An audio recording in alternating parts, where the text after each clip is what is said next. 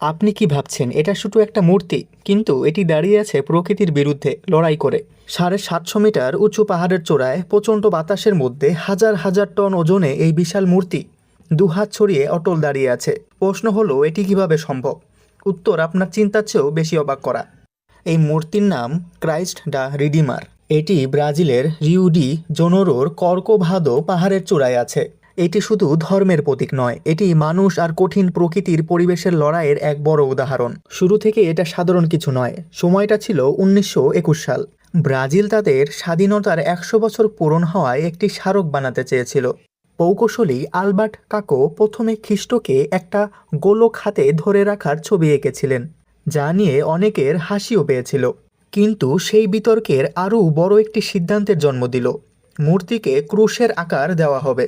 শুনতে সহজ লাগলেও আসল সমস্যা তখনই শুরু হলো। এরকম একটা কাঠামো যা দুই দিকে ছড়ানো ঝড়ের বাতাসে কিভাবে উল্টে যাবে না? আরও অবাক করা বিষয় হলো কোন জিনিস দিয়ে বানানো হবে। সেই সময় বেশিরভাগ মানুষ লোহা ব্যবহারের পরামর্শ দিয়েছিল, কিন্তু কস্টা উল্টাটা করলেন। তিনি ব্যবহার করলেন সিমেন্ট আর লোহার রডের মিশ্রণ, যা নতুন ছিল। কারণটা ছিল সোজা, সমুদ্রের নোনা পানি লোহাকে নষ্ট করে দেয়। কিন্তু সমস্যা দেখা দিল, এই উপকরণ আগে কখনো এত বড় আর জটিল মূর্তি বানাতে ব্যবহার করা হয়নি। একবার ভুল হলে পুরো মূর্তি নষ্ট হয়ে যেতে পারত। তাই দায়িত্ব এলো ফরাসি প্রকৌশলী আলবার্ট কাকোর হাতে। তাকে শুধু ওজনই নয়, বাতাসের চাপও হিসাব করতে হলো, কারণ খোলা দুই হাত ঝড়ের বাতাসে দুটো বড় পালের মতো কাজ করে। সাধারণ বাড়ির চেয়ে অনেক বেশি চাপ সহ্য করতে হয়। সামান্য একটু ভুল হলেই পুরোটা ভেঙে যেতে পারে। এর পাশাপাশি নকশার কাজও চলতে থাকলো। ভাস্কর পল ল্যান্ডস্কি ইউরোপের মাথা আর হাতের মডেল বানালেন।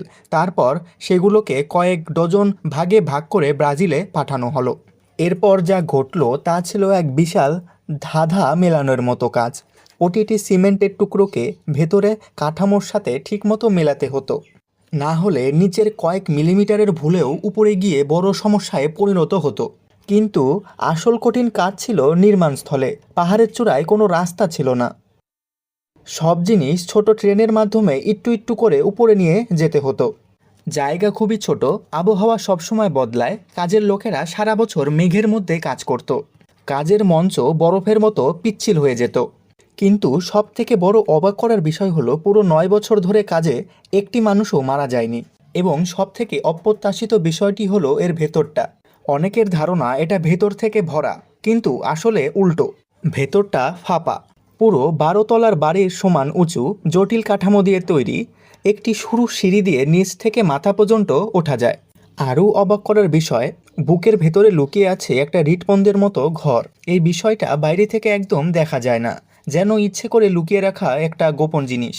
কিন্তু গল্প এখানেই শেষ নয়। বাহিরের স্তর রক্ষা করতে প্রকৌশলীরা একটি বিশেষ পাথর বেছে নিলেন, সাবান পাথর।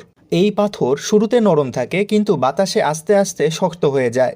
মূর্তির বাঁকানো গায়ের সাথে মানানসই করতে এটাকে 6 লক্ষেরও বেশি ছোট ত্রিভুজ আকারে কাটা হলো। অনেক মানুষ হাতে হাতে এগুলোকে জোড়া লাগালো। এমনকি কেউ কেউ পাথরের পেছনে নাম আর ইচ্ছা লিখে রাখলেন, যা এই মূর্তিকে একটি আবেগের জায়গায় পরিণত করলো। কিন্তু প্রকৃতি সহজে হার মানে না। পাহাড়ের সবচেয়ে উঁচু জায়গায় হওয়ায় এই মূর্তি বারবার বজ্রপাতের শিকার হয়। সুরক্ষা ব্যবস্থা থাকলেও ক্ষতি পুরোপুরি আটকানো যায়নি। একবার বজ্রপাতে আঙ্গুল ভেঙে গিয়েছিল। মেরামতকারীরা তখন 100 মিটার উঁচুতে ঝুলে কাজ করতে হয়েছিল। সামান্য ভুল হলেই নিচে পড়ে যাওয়ার সম্ভাবনা থাকত।